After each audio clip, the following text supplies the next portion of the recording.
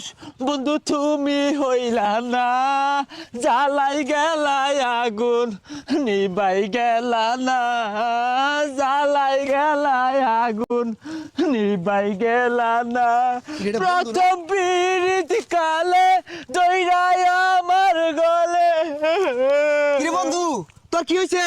আর কইস্তে 10টা না 5টা না কইজলা দিয়ে ভালোবাসছি, ওনা বেরাপ করে দিছে। আরে পাগলা ওটা বেড়া বইতো না, ব্রেকআপ হইবো।